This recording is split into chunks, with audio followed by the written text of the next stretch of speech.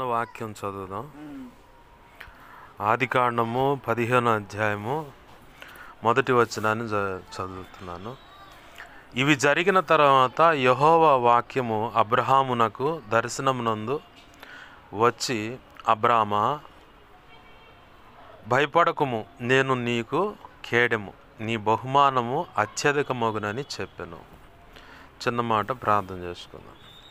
ప్రేమగల మా కన్న తండ్రి యేసయ్యా, నీకు వందనాలు, కృతజ్ఞతాస్తుతులు. మా కన్న తండ్రి ప్రభువా, కనికరించండి. ఈ కృపచేత మీరు ఇచ్చిన లేఖన భాగాన్ని బట్టి నీ కృతజ్ఞతాస్తుతులు. ఈ వాక్యమును ప్రభువా విరవండి. దీని చాటున నీ చిత్తంలో నిర్ణయింపబడిన ప్రజలందరికీ అవసరమైనటువంటి శ్రేష్టమైన ఉపదేశాన్ని మాకు అందరికీ అందించండి. మీ పక్షం వహించిన మీ దాసు నోట ఆ మాటలుంచి, మీ దాసుని మీ సిలువ చాటును మరుగుపరిచి, మీ దాసుడు నోటిని మీ నోటి బోరగా చేసుకొని బలమైన వాక్శక్తినిచ్చి, నీవే నీ సముకుడి నీ బిడలతోనూ సకల పరిశుద్ధుల్లో నీవు నిర్ణయించుకున్న వారందరితోనూ నువ్వు సూటిగా తేటగా స్పష్టంగా మీరు మాట్లాడు. అడ్డుపడాలని, అభ్యంతరం కలిగించాలని చూస్తున్న దుష్టుడు వాడి దోతలు ఈ ప్రాంతాన్ని పట్టి విరిపిస్తున్న ఇంకేమైనా ఉన్నా, పూజలు అందుకుంటున్నా ఏమున్నా, వాటి ప్రభావంతో నేస్తున్నావు మహాపునరుద్ధాన శక్తి ద్వారా బంధిస్తూ విసిరి నిత్య నరకానికి విసిరి కొడుతున్నావు. అక్కడే వాటి ప్రభావం ఇప్పుడే లయమైపోవును గాక. ప్రభువా, నా చుట్టూరు మా చుట్టూరు ఇంటి చుట్టూరు సిలువ రక్తపు కంచనవే, రక్షణ కంచనవే, అగ్ని కంచనవే నీ మహిమేగాని ఇక్కడ ఆవరింపచేసి మీరు మా మధ్యలో దిగిరండి ప్రభువా. ఇంటిని సిలువ రక్తంతో కడిగి సినాయి పర్వతంగా మార్చి స్తుతి సింహాసనాసనుడు మాతో ఉండండి అయ్యా. నీ ప్రభావం ఇక్కడ నుంచి నలుదిక్కులకు వేస్తూ నామలో ప్రబలిల్లి వెళ్ళను గాక. దేవదూతలు అగ్ని వంటి రథముల సైన్య సమూహం నిత్యం ఇంటి చుట్టూరు తల్లి దేవ సమకూడిని బిడల చుట్టూరు సంఘ బిడలందరి చుట్టూ కావలి ఉండును గాక. సిలువ రక్తపు కంచె ఎప్పుడూ ఉండును గాక. నీ కనుదృష్టి ముఖాన్ని తేజమనులు సన్నిధిగా నిత్యం ప్రకాశించును గాక. సర్వోన్నతుని శక్తి నిత్యం బిడలను కమ్మును గాక. దేవా, నీవే తోడై ఉండి నడిపించమని జకరియా గ్రంథం 2:5 ప్రకారం నీ కృప అనుగ్రహించమని, ఇర్మియా 1:9, 10, 18, 19 నీ కృప నాకు వచ్చి అయ్యా, మాతో అందరితో నువ్వు మాట్లాడు. ఈ ఆత్మకార్యములను జరిగించమని యేసయ్య నామములోనే ప్రార్థించి సమస్తం పొందుకొని కృతజ్ఞతాస్తుతులు చెల్లించి, లేఖనాన్ని బట్టి నిన్ను మహింపరచుకుంటూ కృతజ్ఞతాస్తుతులు చెల్లించి ఉపదేశాన్ని నన్ను మమ్మల్ని చేతులకు అప్పజెప్పి నిన్ను గొప్ప చేసుకుంటున్నాం మా తండ్రి. Amen, amen. ప్రభునందు సమకూడిన మీ అందరికీ ప్రభు యేసుక్రీస్తు వారి పేరిట నా హృదయపూర్వకమైన వందనాలు. గమనించండి, ఇక్కడ చదువుకున్న లేఖనంలో అబ్రాము ఒక అన్యుడిగా బ్రతుకుతున్నప్పుడు, అంటే అతను విగ్రహారాధనకు సంబంధించిన బొమ్మలు అమ్ముకునేవాడు అనమాట. ఆ కాలంలో ఉన్న దేవీ దేవతల బొమ్మలను, ఆ ప్రతిమలను చేసుకొని అదే జీవనాధారంగా, పోషణకే జీవనాధారం అదే, భక్తి క్రమం కూడా అక్కడ ఉన్నవాడే. అయితే దేవాది దేవుడు మొదటిగా అతనితో స్నేహం చేశాడు. మనల్ని ఎవరైనా మచ్చిక చేసుకోవాలనుకుంటే మనం ఏం చేస్తాం? ముందు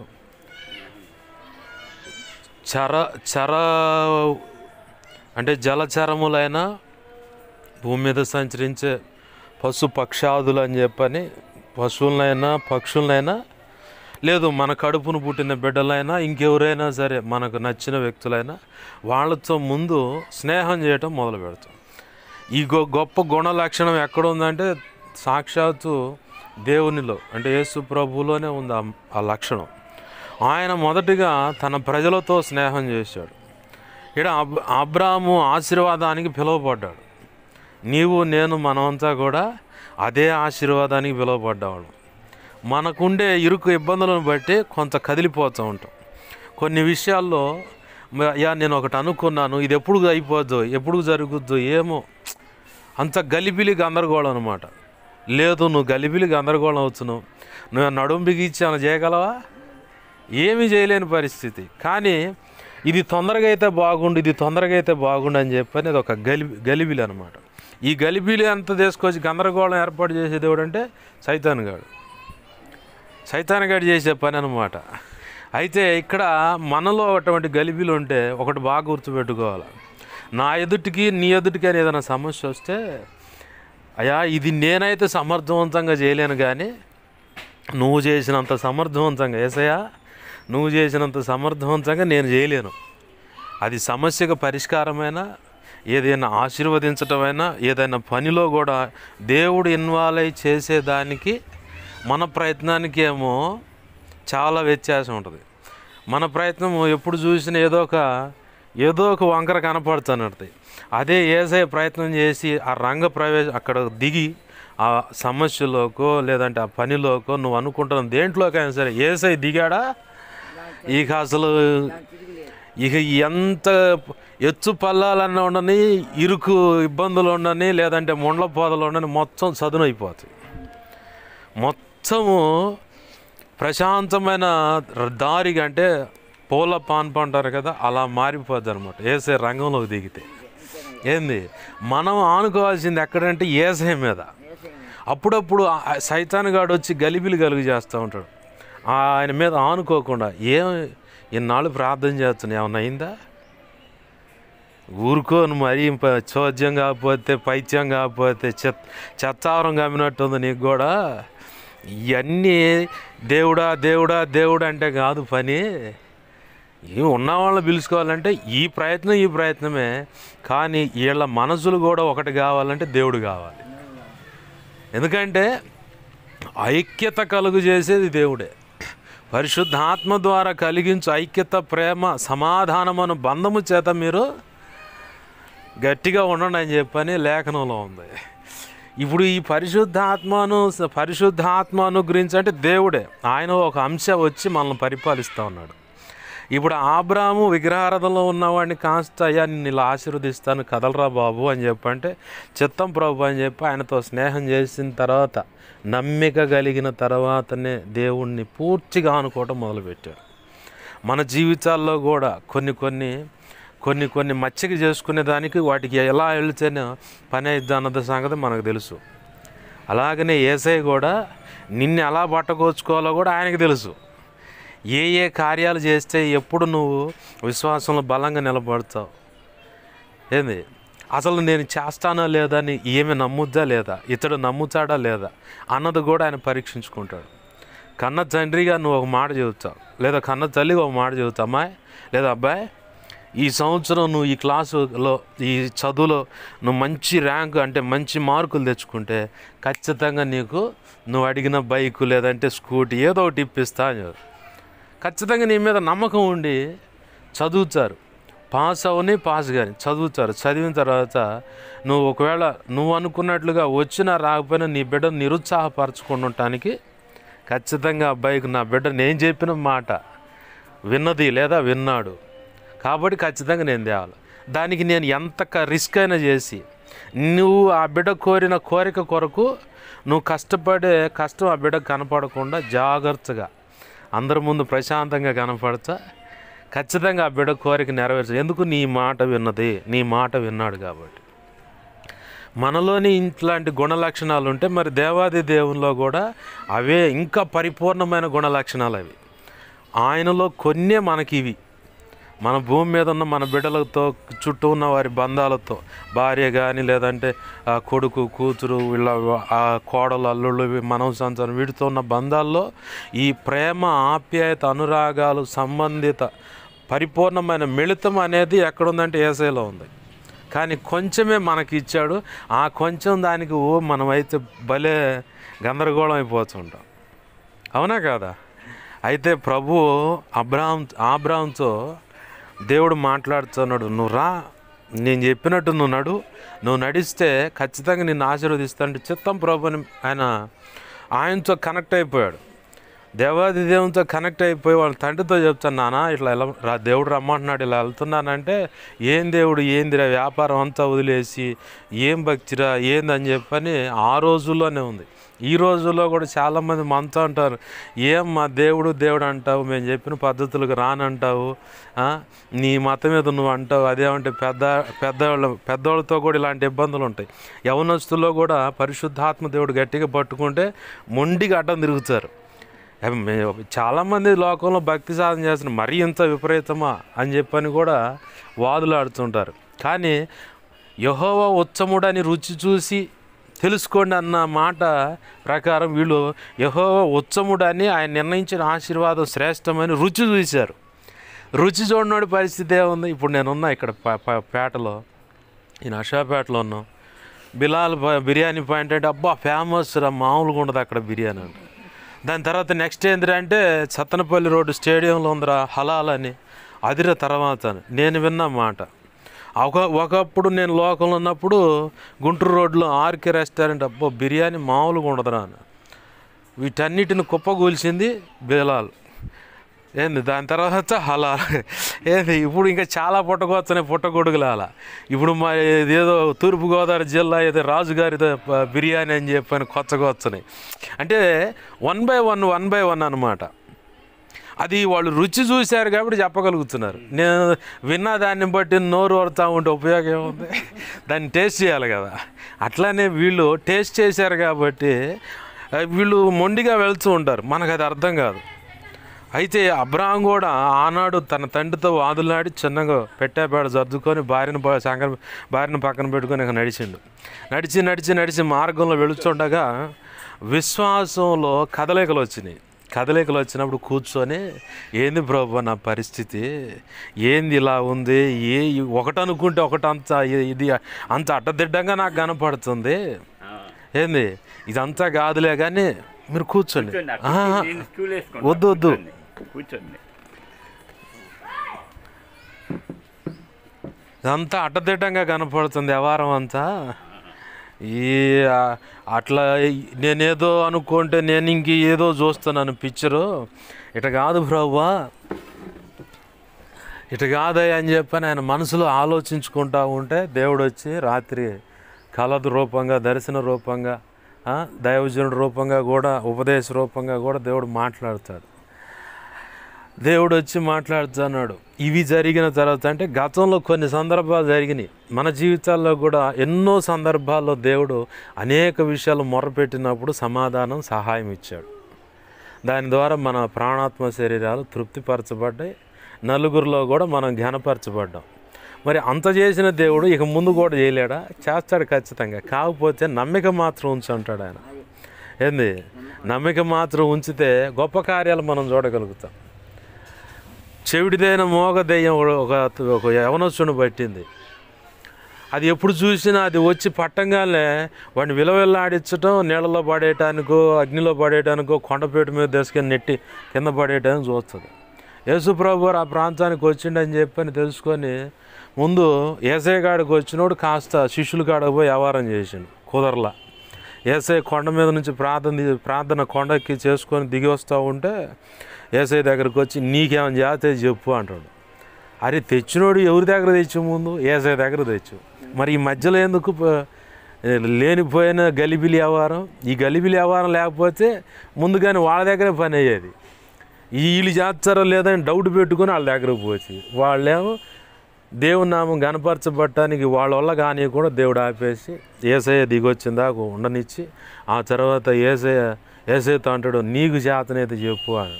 ఒరయ్యా నాకు చేతనైతే కాదు, ఇది కాదు, కానీ ముందు నీకు విశ్వాసం ఉందా నేను ఇది చేస్తానని అంటే ఉందిలే, కానీ అది కాస్త జారిపోకుండా నా విశ్వాసం బలపడినట్లుగా నువ్వు కార్యం చేయంటే నువ్వు నమ్మితే ఖచ్చితంగా జరుగుద్ది కార్యం అని.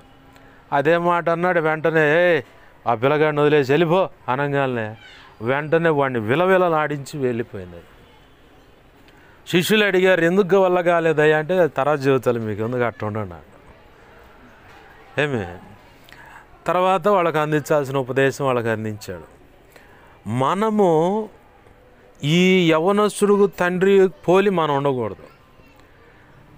ఏసైనా పట్టుకున్నామంటే ఇక అంతే గట్టిగా పట్టుకొని ఏసైలో నిలబడితే ఇది కాదు.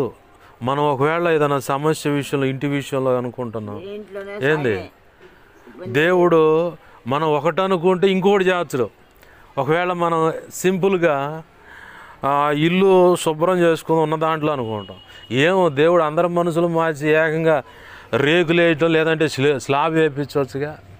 లేదు ఏదన్నా ఆర్థిక ఇబ్బంది, అయ్యో ఎక్కడ పోయినా కానీ సహాయం అందట్లా, ఏదన్నా ఆపద తప్పించుకుందాం అంటే చేబోతులు దొరకట్లా. ఏమో దేవుని పాదాలు పట్టుకుంటే అసలు అప్పొద్దు ఏమొద్దు, మీరు జాగ్రత్తగా ఉండండి, మీకు ఉన్నప్పుడే కట్టండి అని చెప్పి అనొచ్చుగా. భార్యాభర్తలు అసలు సఖ్యత దొరకదు అనుకుంటాం. ఏమో భర్తే వెళ్ళిపోయి నువ్వు రామ ఇవన్నీ కాదులే కానీ ఎప్పుడుండేలే రా అని చెప్పనొచ్చుగా. లేదు భార్య పోయి ఏమయ్యా నాది పొరపాటైంది నన్ను క్షమించు మనందరం కలిసి ఉందామని చెప్పని అనుకోవచ్చుగా.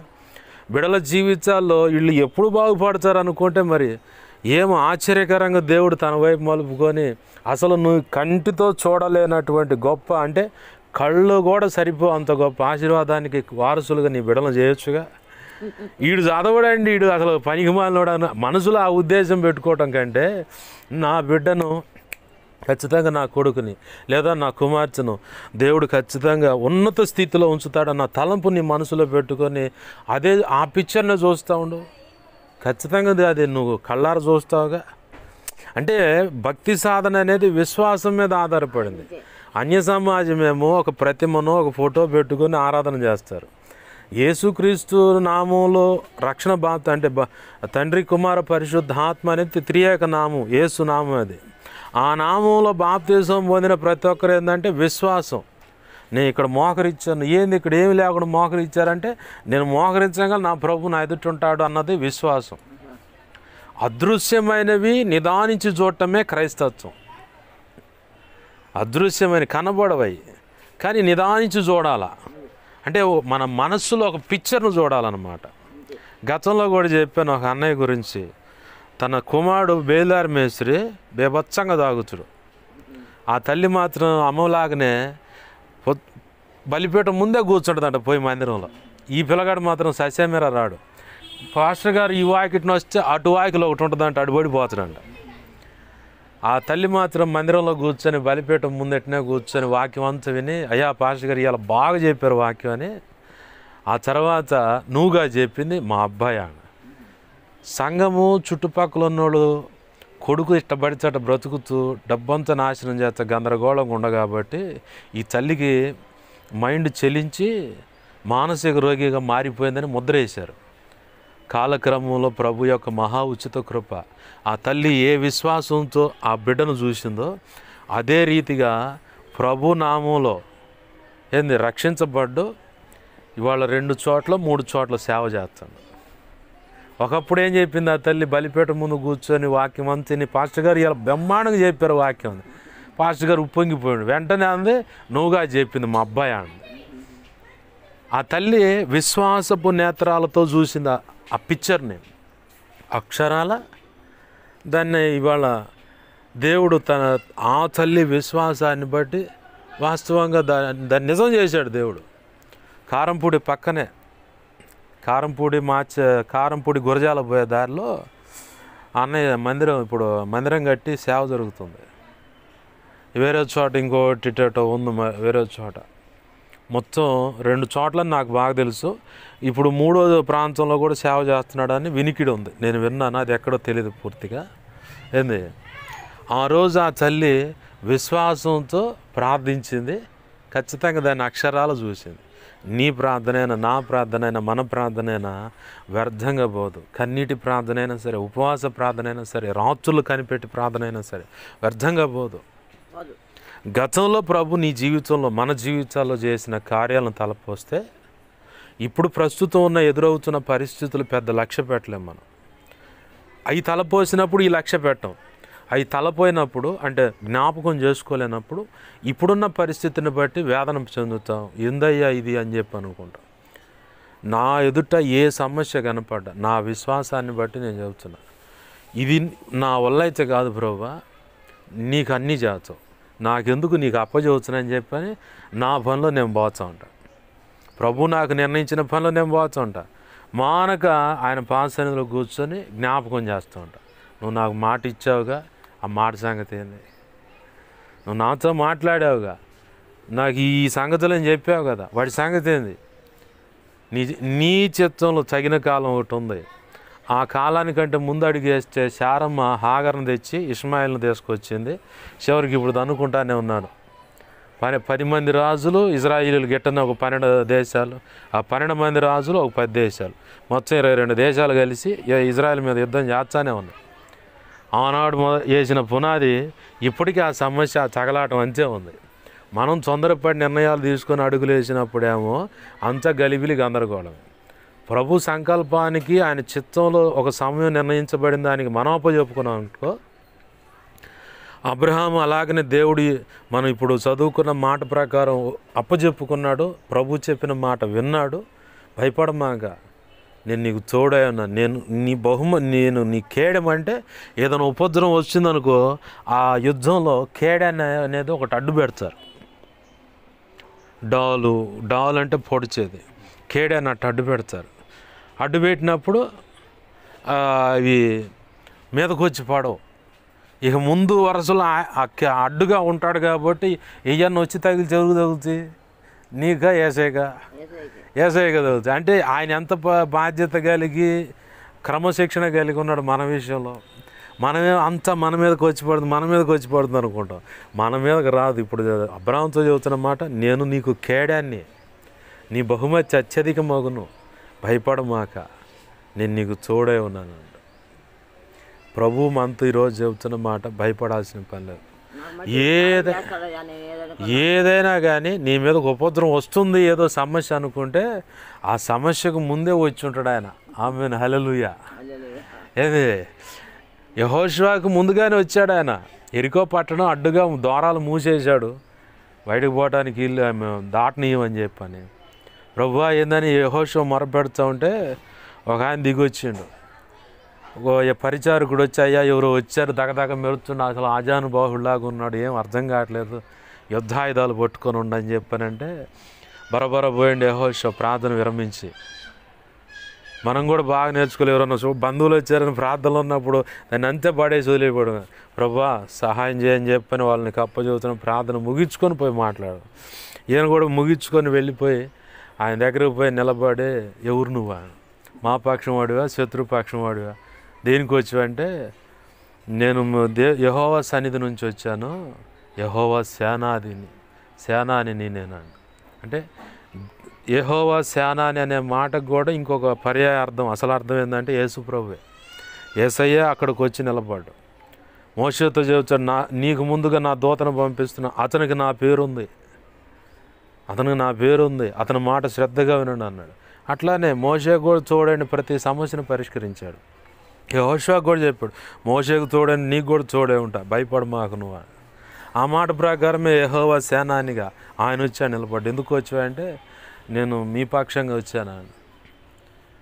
వెంటనే కాళ్ళకున్న చెప్పులు ఇవ్వడు అని చెప్పని మాట్లాడాడు. ఇంకా బదా చెప్పినట్టు వినని చెప్పని సమస్య ఎదుర్కోబోయే ముందుగానే అప్పుడు చెప్పాడు దేవుడు, ఈ ఎరికో పట్టణం చుట్టూ 7 సార్లు 7 రోజులు తిరగండి, 7వ రోజు 7 సార్లు తిరగండి.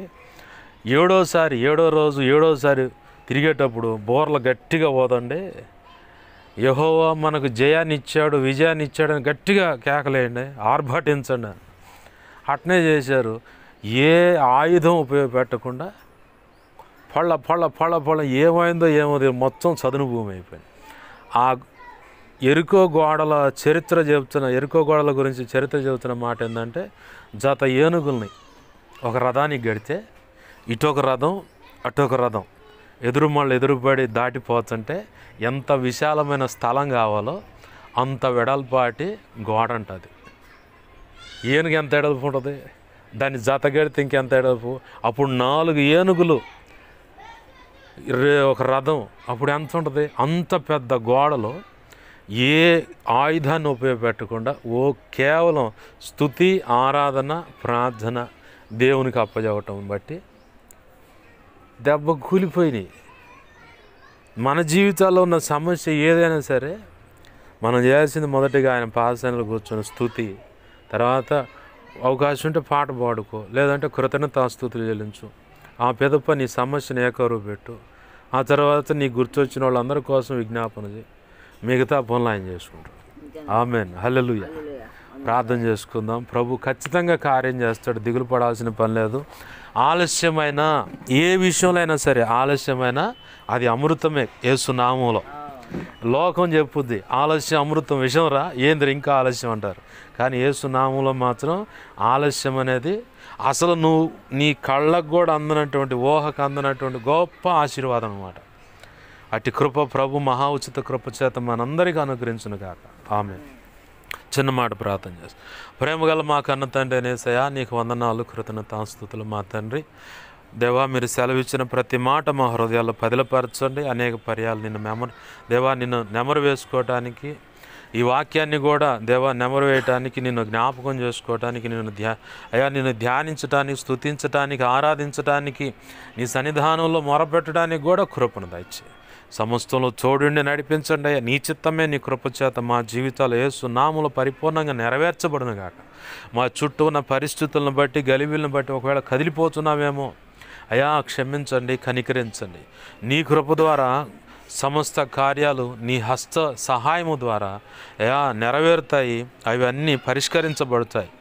అటు జ్ఞానం ఎరిగిన వారమై గతంలో మా జీవితాల్లో మీరు చేసిన అద్భుతాలను, గొప్ప కార్యాలను తలపోస్తూ, ప్రస్తుతం ఉన్న పరిస్థితిని కూడా నీకు పాద సన్నిధిలో ఏకారువు పెడుతూ, నీ కృపను పొందుకుంటూ నిత్యము, అనుదినము, ప్రతిదినము నిత్యమైన కృప, వాత్సల్యతను, ప్రేమ, ఆప్యాయత, అనురాగాలను రోజు రోజుకు రెట్టింపుగా నీ కృప ద్వారా మేము పొందుకొని, దాన్ని ఆస్వాదించి, అనుభవించి, తృప్తి పొంది, ప్రాణాత్మ శరీరాలతో దేవా నిన్ను మహింపరచున్నట్లుగా కృప దయచేయండి.